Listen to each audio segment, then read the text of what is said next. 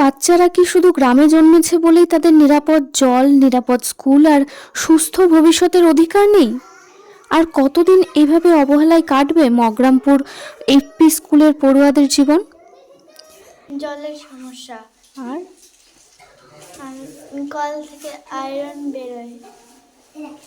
আমরা সবাই একসাথে পড়াশোনা করি। কেন?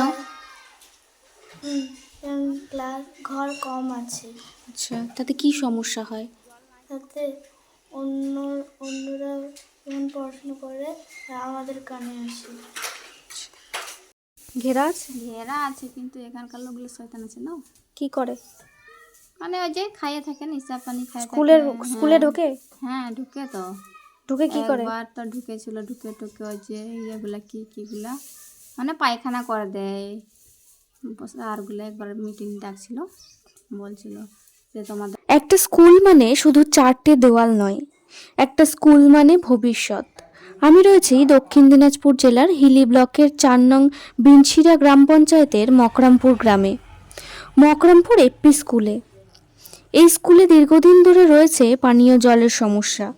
বিশুদ্ধ জলের কোনো ব্যবস্থা নেই, ফলে এই স্কুলের বাচ্চারা আয়রনযুক্ত জলই পান করতে বাধ্য হচ্ছে, যা তাদের স্বাস্থ্যের জন্য ক্ষতিকর।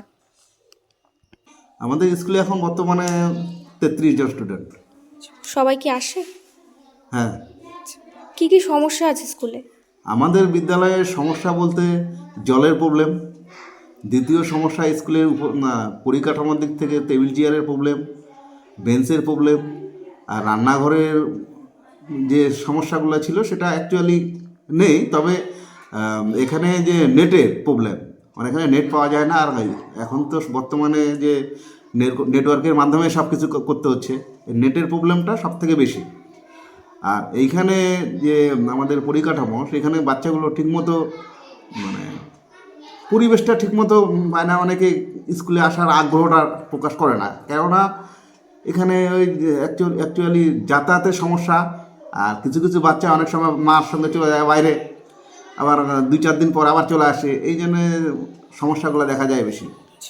যে মার্কটু বসানো আছে সেটাও খারাপ হয়ে রয়েছে। কিন্তু সমস্যা এখানেই শেষ নয়।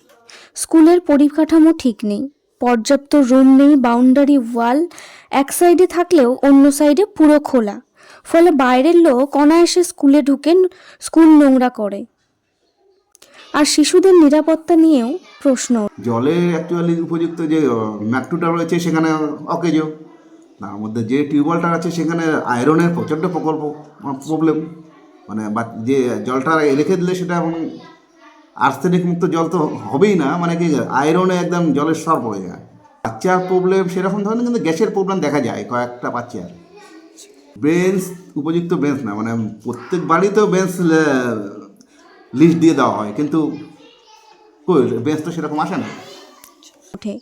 আরেকটি সমস্যা হলো স্কুল চত্বরে নেটওয়ার্ক কাজ করে না। স্কুলে ঢোকার পর শিক্ষকরা ফোনে কোনো অফিসিয়াল কাজ, শিক্ষা দপ্তরের নির্দেশ, অনলাইন রিপোর্টিং কিছুই করতে পারেন না। আজকের দিনে দাঁড়িয়ে এটা কি স্বাভাবিক? ক্লাসরুমে পর্যাপ্ত বেঞ্চ নেই, আর যেগুলো আছে তার মধ্যে অনেক বেঞ্চ ভাঙা। বাচ্চারা সেই বেঞ্চে বসেই পড়াশোনা করতে বাধ্য হচ্ছে। স্কুলের কলে মানে আয়রন হয়, আয়রনের জন্য বাচ্চাগুলোর অসুবিধা হয়। হ্যাঁ যায়, আমারও বাচ্চা স্কুলে যায়। আচ্ছা, এসে কি বলে, কি কি সমস্যায় পড়ে বাচ্চা?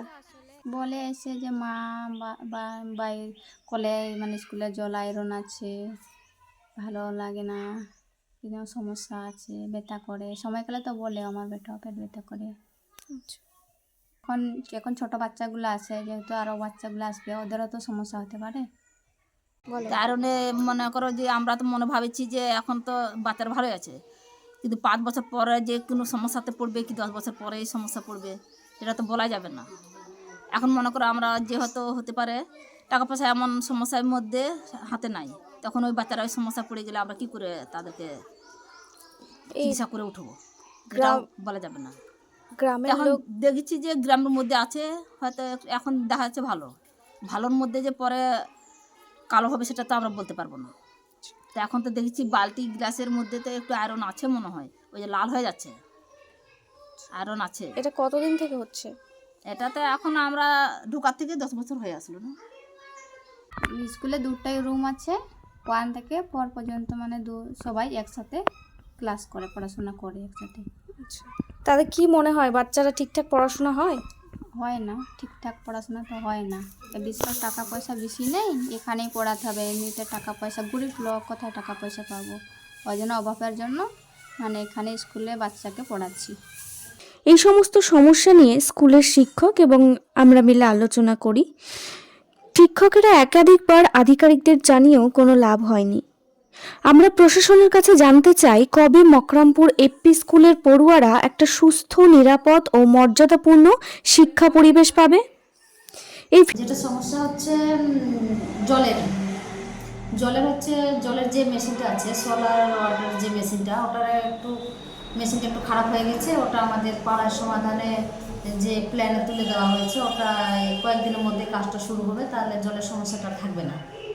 আর পুকুর যেটা আছে, বাউন্ডারি ওয়াল, তো ওটা হচ্ছে পুকুর 100 দিনের কাজ না থাকার কারণেই ওই পুকুরের মানে মাটি দেওয়া যাচ্ছে না, বা মাটিটা কীভাবে দেওয়া যাচ্ছে না।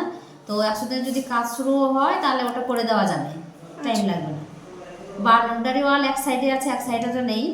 এক সাইডের গর্তটার জন্যই বাউন্ডারি ওয়ালটা একটু অসুবিধায়। আচ্ছা, রুম করা যাবে, কিন্তু মাটির রুম আগের যে আছে আর 2টা রুম, সেই রুমটা যদি ভেঙে যদি করে দেওয়া যায় তাহলে করে দেওয়া যেত। কিন্তু পূর্ব সাইডে একটা নতুন রুম হয়েছে, এই সাইডে আছে একটু, শুধু ওই কাঁচা বাড়ি যেটা পুরাতন, সেই সাইডে করলে করে দেওয়া যাবে। কি করবে এখন দেখি কি করা যায়। ভিডিওটি শুধু দেখলেই হবে না, শেয়ার করুন যাতে দক্ষিণ দিনাজপুর জেলা প্রশাসন, শিক্ষা দপ্তর আর স্থানীয় জনপ্রতিনিধিদের চোখে এই বাস্তব চিত্রটা পড়ে।